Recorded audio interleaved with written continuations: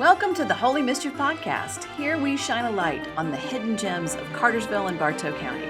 Helpers, creators, and everyday heroes spreading love and kindness in extraordinary ways. Think of us as Mr. Rogers for adults, sharing stories that spark hope, joy, and a little bit of holy mischief along the way. Pull up a seat, neighbor. It's time to meet the incredible people making a difference in your backyard.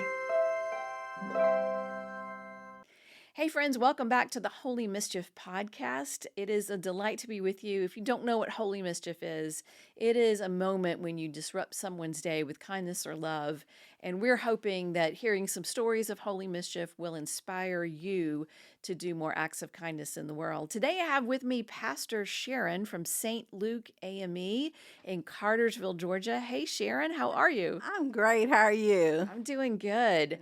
I really enjoyed meeting with you a few months ago, getting to know some of your story and hearing a little bit more about St. Luke. And I really thought it would be great for us to share with our listeners a little bit more about you as well as St. Luke. Why don't we start with you? Tell me a little bit. I love hearing call stories about people who have a call to ministry, what it was like and what it took for you to actually pursue that call.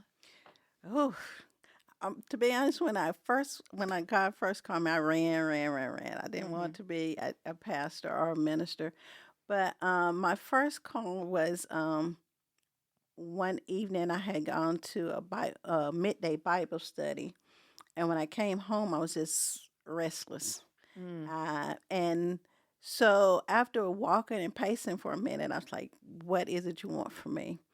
And he said, preach my word. And I'm like, no.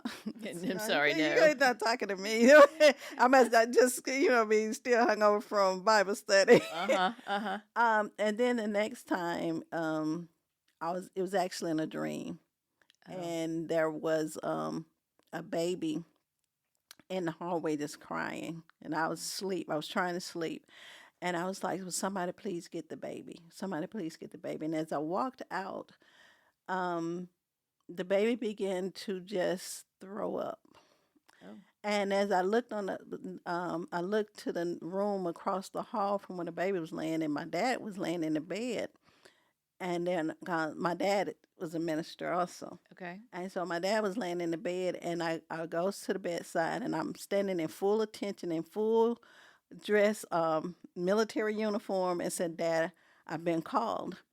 And Dad jumps up and he says, "I'm going with you." I said, "No, Dad, this is something I have to do alone."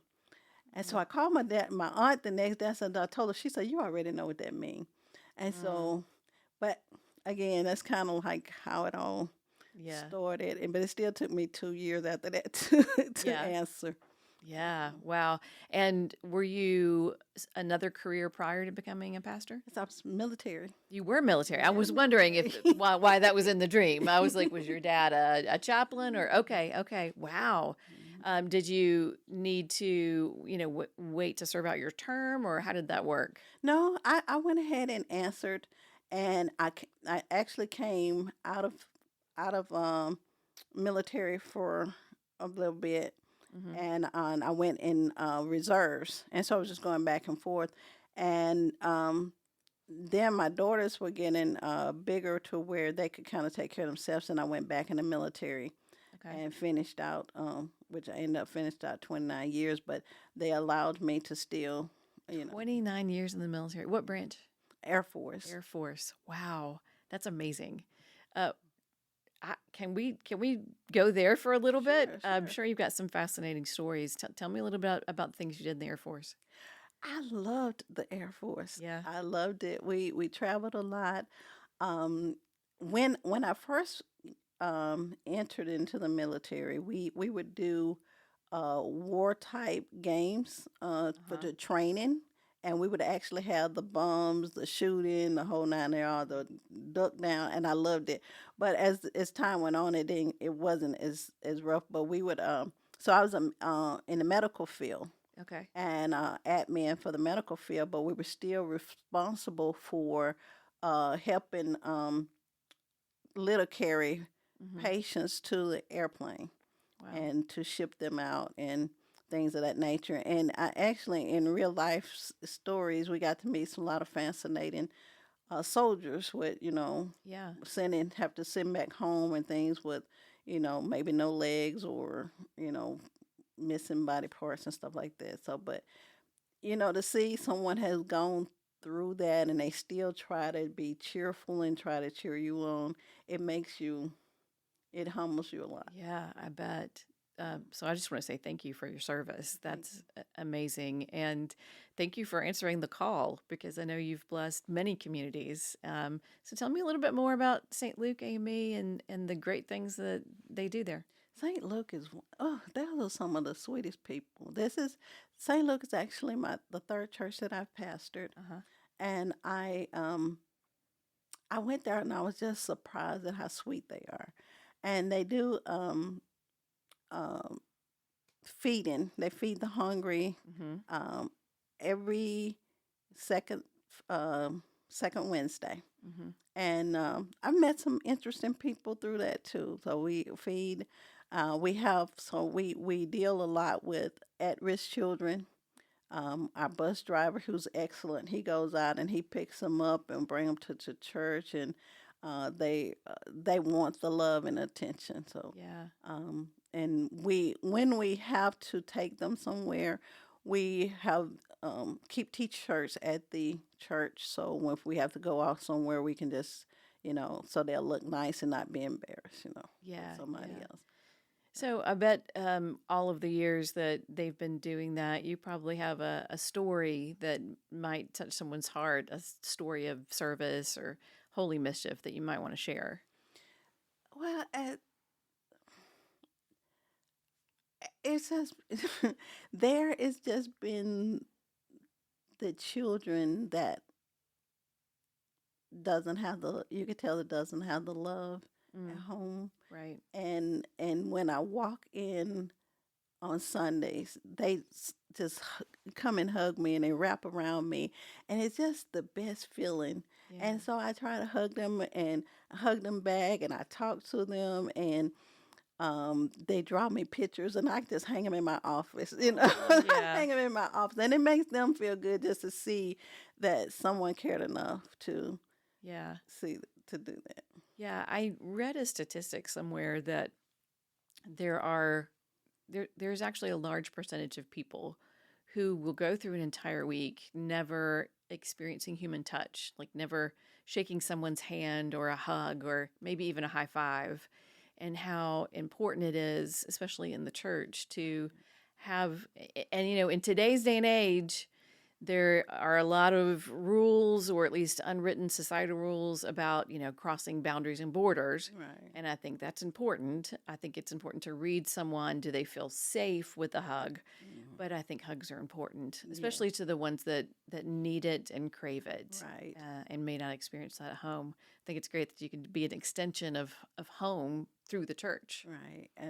Yeah, and it's and what I love about them, they come to the altar for prayer. You don't have Hmm. to ask them to No. come. They just Yeah. come and want to be prayed for. They want a better life, and I want them to have a better life. And so we do everything we can to help them to have a better life. Because when we like now when they're out for school, each child get their own bag of groceries to take home. It's Yeah. not we don't do it by family. We give each child their own bag of food that they can have at home. Yeah. with- Do you with guys do them. back buddies? We do. I thought you did. Yeah. And is that something you guys do on a weekly basis, or is that? It no, we do it when like they have a spring break or Gotcha. out for the summer or something like that. Whenever they're not gonna be at school. Right. So whenever they're gonna just be at Have a little bit home more through the for that week, week. yeah, right? Yeah. Okay. So because we feel like through the week or where they're at school, they're pretty much get fed there and everything. But uh, so we Yeah. try whenever we think they need something, we Yeah. try to provide it. What brings you the most joy in your job? Loving the people, The people. Yeah. Yeah. loving the people. I love to love the people. Yeah. So, the first time I heard about St. Luke, I think, was my first MLK weekend holiday. And I believe there's a youth rally. Is that Right, correct? that's That happens correct. at St. Luke. Right. I went to the candlelight service. Okay. And to me, that is one of the things that I think not enough people in Cartersville either know about or they are missing out if they don't go. Right. I have been 2 years in a row now, and for me, it is one of the more meaningful experiences that I've had here in Cartersville to be able to stand and light candles and sing We Shall Right. Overcome with a diverse group of people and realizing that the dream is not dead Right. and that we still have a ways to go. Yeah. But at least it's a starting point and it's an inspiration for me to do better and to, And I honestly think it's going to take like the fellowship that we're having. It's going uh to take the God's people, yeah, um, if they see us getting along, right. you know, the Yeah. love, see us getting along and loving each other, then I think that will bring that community together more. Yeah. We both come from Wesleyan heritage, and there's a big social justice component to that. What are some ways that the Cartersville community can live into advocating for social justice? I believe I depend on I don't know if you know Trey, right? Trey Benham. Uh huh. I depend on him a lot, and so what I tell him, I said, "Well, Trey, invite the governor, invite the mayor, invite all the officials, and we just have a day of prayer with them." Ooh, I like that. And so I bring them there. We didn't get to do it this past year, but I want to do it again. But we bring them there. We have a prayer of protection. We have a prayer of God give them wisdom. We just pray with them and then ask them, is there anything they need from us? Yeah. We can help them with anything. Yeah. I like that. Especially from a faith perspective. When you hear social justice, I said that term at one of my other churches that I used to serve, and they were like, I don't like the sound of that. And I'm like, well, what do you mean? What do Like you mean? that's what we do. And he Right. said it sounds very political, and everything is just so contentious right now, politically, that that doesn't feel right or feel safe. And I think people don't see that prayer is a form of being able to do that. Like Right. that's a great starting point, and then fellowship is another great starting point. Right. Social justice doesn't mean you're waving a magic wand and fixing things, or that you're necessarily marching and protesting. It's building relationships. Building relationships. Yeah, I Right. love that. I love Yeah. that. What have you experienced in Cartersville that gives you hope? Oh, the officials that actually showed up that came. Yeah, yeah. Yes, it gave me hope. And then my organist, um somehow they fell in love with him, and he's been invited to quite a few things that they have downtown. And Nice. so it's like, it's it's just people working together. Even when we have the parades, it's not just black people, it's the Right. white people, it's everybody to working together. And I even here lately, I'm like, wow, I like Cartersville. Uh-huh. I didn't know anything about Cartersville until I was assigned to this church, and the more I'm here, it's just the more I really I like fell in it. love with it. Yeah, Yeah. same. So I got to ask you, being a female pastor, um, what are the challenges that you've experienced? There's many times where I think, wow, we've come a long way. This is great. I'm really well accepted. And then I will post a sermon clip on TikTok, and then I'll read the comments and I'll think, oh, no, we haven't come that far yet. No, it's funny you said that because I was talking to one of my stewards last night, and I was like, there is a mindset, especially among Black Baptists, Mm, that women are not supposed to be in the pulpit. right.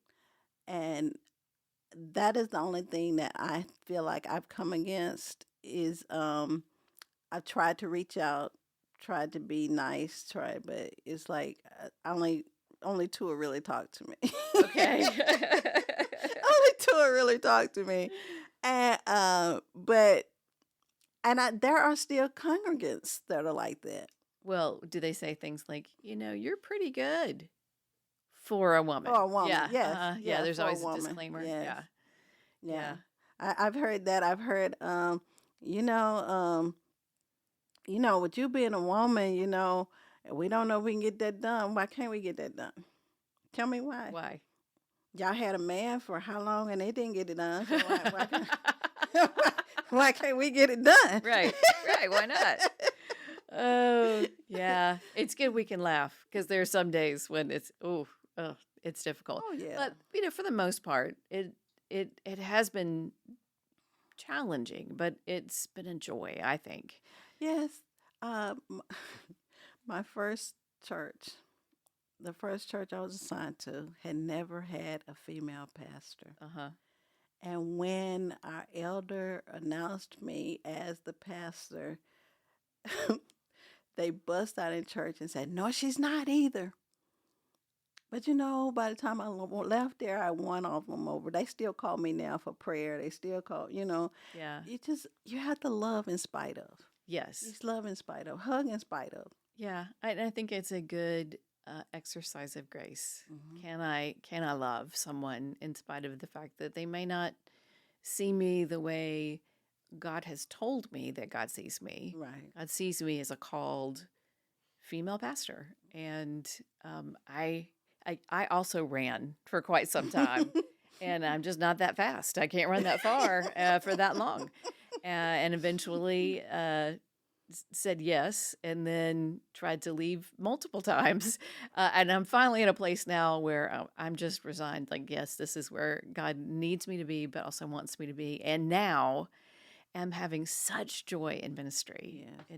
It's really, and I think Holy Mischief is a big part of that. Just having a mindset of kindness and compassion and love in the world. And I love that you're doing that. I was sitting either last night or this morning. I can't remember now because I've been getting prepared for a meeting later on. I read where that was one of the things to do in the community. Yeah. And I love that you're doing that. I got to see it for myself. Yeah. So you want to tell everyone about the experience we just had in the library? Yes, the library, and they were just smiling. It made them feel good when you walk in there. So I'm gonna give you a citation of and they were like, at first they were like, and then when you told them what you were doing, they began to smile, and it made them feel good. Yeah, about themselves. I think so too. We walked into the library. We're here recording at Georgia Highlands College, which we are so thankful that they allow us to use their podcast studio. And it's been our tradition this season to go and do an act of Holy Mischief before we start recording. And Sharon sort of surprised me. I had asked her to be on, but I didn't know when it had gotten scheduled. And so she shows up as I'm finishing the last podcast, and I was like, well, we gave out these citations, last time. Let's go do this in the library this time. Go to a different place. So we have these awesome citations that I got on Amazon. It's just a little pad that, it's to and from, and there's a checklist of things. And so we go into the library, and I'm like, I have no idea who these people are or really what they deserve, but they're spending their time. They're smiling as we come in. They're awesome in their own way. So so we start checking some things off, and I'm like, well, I guess I have to check well read because we're in the library. Right. And one of them was actually reading, right. which I thought was great. And so, we're checking some things off. Oh, you gave a well-heard, didn't you give a well? Oh, yeah. One of the people behind the desk, I said, yeah, excessive good hair days. Yes. Which for some people that is awesome. That is great to be told that you have excessive good. And by the way, Sharon, yours is fabulous. Oh, and thank you. All on top of my head. But it was hot. It was hot. I can't remember when last time I met you. I feel like you might have been you were ready to work. Maybe it was like a Wednesday night and you guys were ready to cook or something. Right. I feel like you might have been in jeans and a t-shirt. I was. Okay, yeah. Mm-hmm. So you surprised me today. You are looking fine. I surprised myself today. I was like, what? I said, what am I going to put on today? You come around the corner, I was like, I know that face, but I don't know. Oh, it's Pastor Sharon. Yes. You look Yeah. amazing. No, You do. thank you. Yeah. Thank you. No awesome citation for you, but I do have a Holy Mischief button and a Noble and Main gift card for you. One for you and one for you to give to someone to share. Okay. Has a little bit about the Holy Mischief podcast on it. So just if you go to Noble and Main, if you don't like coffee, you can give both of them away. But Noble and Main has amazing coffee and it's a great atmosphere too. Okay. But you are a Holy Mischief maker and you're one of the hidden gems in the Cartersville community. And I think Thank you. You are too. Well, Oh, you're not thanks. hidden. You are. I didn't know you were. I try not to hide myself unless, I don't have the makeup and the hair done, which is why I think a good hair day is very important to get a citation for. It has been a joy to meet you. If you had one challenge as we close up for someone who's listening, what would you challenge them to do that would be an act of holy mischief? If you can't just give someone, well, some people nowadays people are having trouble smiling. I don't understand why, but if you're in line at Starbucks or McDonald's or someone, just pay for the car behind you. Ooh, I like that. I like that. That's a great one. Thank you so much, Pastor Sharon, for joining us. Thank you for having me. Thanks for listening. We hope you enjoyed today's dose of hope and holy mischief. A big thank you to Trinity United Methodist Church for sponsoring this podcast and supporting stories that uplift our community. Until next time, keep spreading kindness and making a difference. And remember, God loves you, and so do I.